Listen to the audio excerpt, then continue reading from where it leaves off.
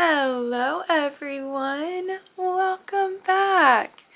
Welcome freaking back. As you guys can see by the title and the thumbnail of this video and the weather outside, it's time to pick books for spring. Books to read for spring.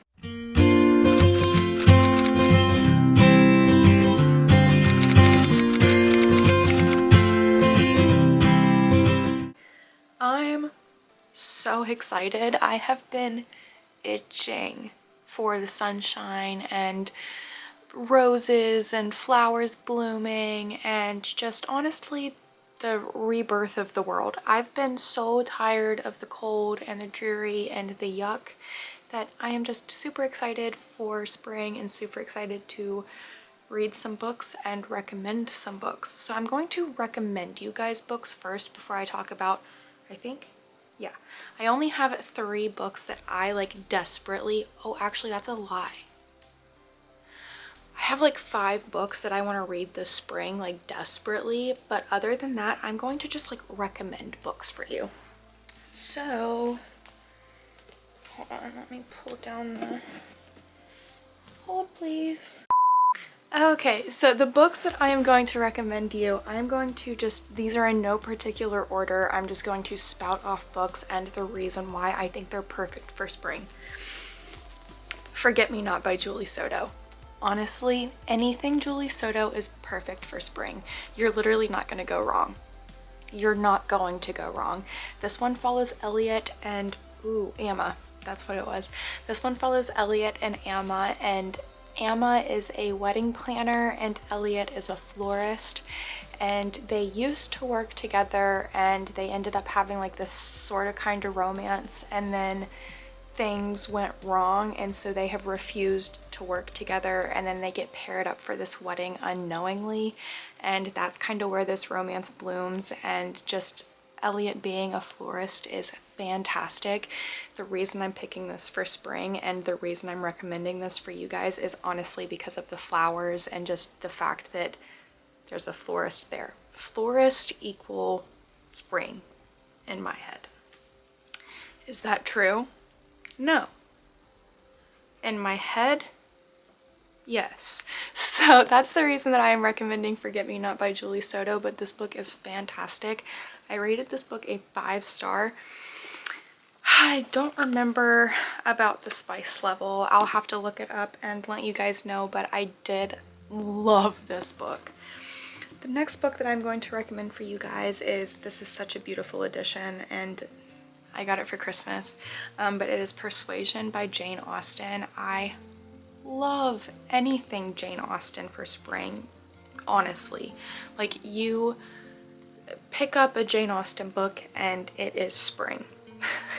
That is just like in my head. Whenever I think of Jane Austen, I think of spring, I think of flowers, I think of like beautiful elegant dresses and outdoors, and I don't know how to explain myself, but I highly recommend literally any Jane Austen, but Persuasion is a really short book, so it's one that is just like easier to get through, so that's why I'm recommending this one in particular, but honestly any Jane Austen book will do. I just finished reading this book a couple of days ago and I cannot stop thinking about it.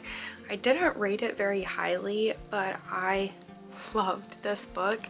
It was Never by Jessa Hastings. I rated this book a 4-star. The reason that I rated it a 4-star is, I'm not going to really get too much into that because the video that is going to dive into this book comes out on Wednesday, so keep your eyes peeled for that video if you're wanting to know why I rated this book the way that I did. But I genuinely loved this book. Neverland is the setting, right? This book follows Daphne and Peter Pan and Jameson and really just kind of a whole conglomeration of Neverland people and creatures and beings, and I don't even know. But Neverland in my head just screams spring. I don't know, the pink and fluffy clouds, and I don't know, just like the constant perfect weather, the constant, I don't know, just Neverland in my head screams spring. But this book follows Daphne. She is a darling descendant. So Peter Pan obviously comes for all of her, do you call them ancestors? I guess you do. Anyway, so Peter Pan comes for all of the girls in their family, and he has finally come for Daphne. And this book, I loved it. I really, really, really did. But oh my goodness, you guys are really going to have to watch Wednesday's video to see my feelings and my rating on this book. But this book was fantastic. I highly recommend it for spring. I will forever and ever and ever and ever and ever recommend this book to anyone and everyone, and even more so now since the movie is coming out so soon. It's coming out on Netflix on May the 8th, but it is Remarkably Bright Creatures by Shelby Van Pelt. This edition that I have is very much so water damaged and beautiful and just 10 out of 10. I think that this book, being the book that I have on my shelf that's water damaged, is just kind of serendipitous, I guess you could say, ironic in a way. Whatever you want to say, I highly recommend this book. I have read it going on 3 times, so I'm going to be reading it again before the movie comes out, just one more time, just to prepare myself. But this book follows Tova and Marcellus, and Tova is an older lady and she is a janitor at an aquarium, and Marcellus is a giant Pacific octopus. And Marcellus and Tova kind of form a beautifully odd relationship. Tova always finds Marcellus doing things that he shouldn't be doing, and Marcellus just genuinely loves Tova and wants her to be safe always. And I just genuinely love the two of them, and this being set in an aquarium, this being set in just a wonderful area, screams spring, summer at me. The reason is because, well, travel, but this book is phenomenal and the movie comes out so soon and I'm literally thrilled. I cannot wait. All of the like sneak peeks and previews that we've gotten have been, I'm so excited. But me and my sister-in-laws really desperately want to get a Marcellus tattoo somewhere. I really want to put him like right here. I don't know. Anyway, I love this book. I will recommend this book until the day that I die. And actually, I'm always one to be a big hater on movie posters being the cover of the book. But the movie poster edition of this book is absolutely brilliant. It's going to be one that I definitely purchase, but am I biased? Probably, because this truly is my favorite book on the planet. This truly is one of the books that I think about all the time. It takes up more brain space than most fictional things should. Like, there's no reason that fiction should be taking up this much space in my head, but it does. I love this book. I will recommend it until the day that I die. Okay, the next 3 books are all by the same author, so I'll just like speed run it, I guess. Great Big Beautiful Life by Emily Henry. This book was phenomenal. This book follows, I can't remember their names. This book follows Alice and Hayden, and they are both journalists. They're both writers, and a really famous socialite invites them both out to kind of audition for the, I guess you could call it a role of the person who gets the privilege of writing the biography of this woman. And this book truly was great and big and beautiful, and it follows love and life and grief, and it really truly just is one of those books that you can sit down with and binge, and it is just phenomenal. I read this last spring and I still think about this book to this day. It's one that I would really absolutely love to go back through and reread now, but I loved this. I will highly recommend it. I literally will recommend anything and all things Emily Henry though. The next book that I am recommending is Funny Story by our queen Emily Henry. This one follows Miles and Daphne. No, Miles isn't right. Yes, it is. I thought it was Miles. This one follows Miles and Daphne, and this one, oops, sorry. Miles and Daphne, and they have both just recently been broken up with, and the reason that they got broken up with is because their now exes are now dating each other. Does that make sense? So they both kind of form like a trauma bond because their exes are now dating each other. And this really truly is a funny story. It's just a whole lot of fun. It's lighthearted. It's truly a story about how sometimes the guy that you don't expect to win is the guy that wins. You know what I mean? It's just a beautiful story and I love it, and I'm gonna say it over and over and over again, I would highly recommend it. And then the last Emily Henry book, I mean, not the last Emily Henry, but I had to pick just a few, right? I can't bring all of her books in here, but picking 3, these are the 3 that I am recommending. Happy Place. This one is the first Emily Henry book that I read, but it is truly the book that I guess you could say started my love for just, I guess you could say, general romance. I hadn't fallen back in love with general romance until I picked this book up. I was purely reading romantasy, fantasy. I wasn't really diving into much of just this strictly romance or fiction, or you know what I mean? I was just doing romantasy and fantasy. So picking this up, it really did change the way that I started reading as a, how long is that? Was I 25 when we moved here? I think we were 25. So anyway, in the past 3 years, my reading has changed drastically because of this book. But I can't remember.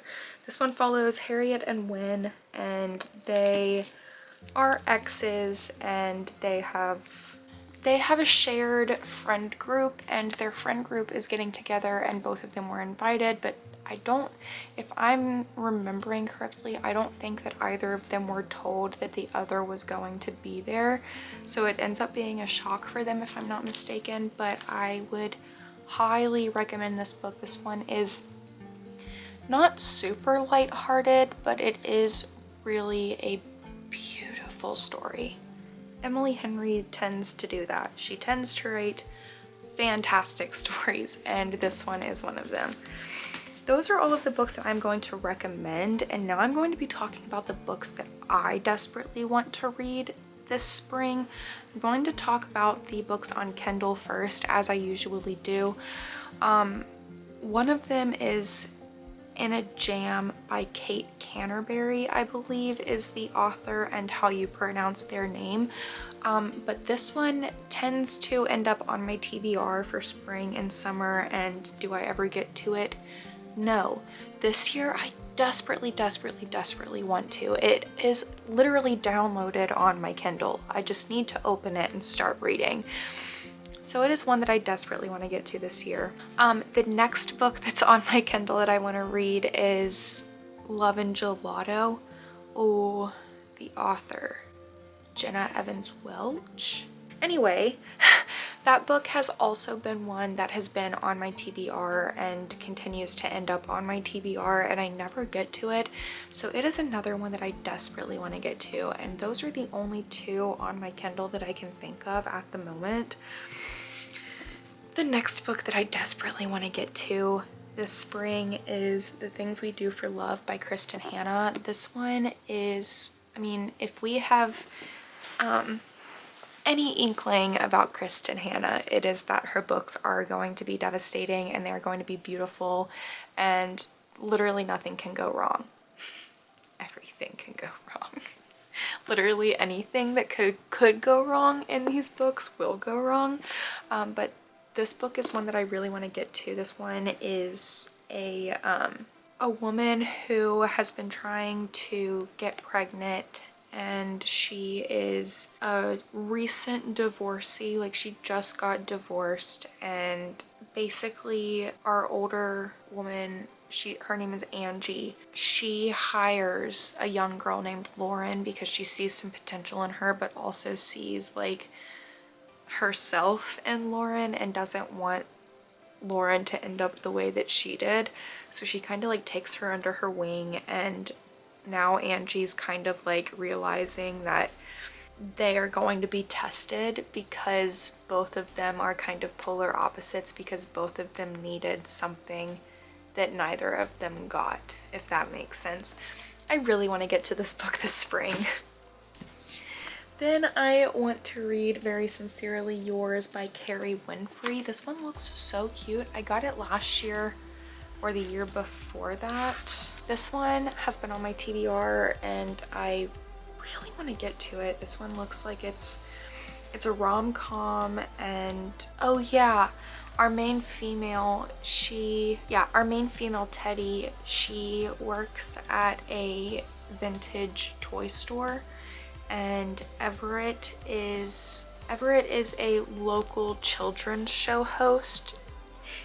So they kind of both have stayed in the like childhood realm, and I believe that Teddy, so Teddy writes Everett and like basically is like fan mailing him, and they end up getting together and meeting, I believe. So I think this is gonna be a really cute, fun little like Hallmarky type of book, and I mean, what can go wrong with a Hallmarky book in the spring? Nothing. And then the last book that I am going to hopefully get to this spring, actually I know I'm going to get to this one this spring because I'm starting it this weekend. Anyway, It Was You by Jo Platt. This one is a rom-com, but it is not as much a rom-com in the male-female way as much as it is in the best friend way. So it says at the bottom, when life falls apart, friendship will keep you together. And I think that this is just going to be such a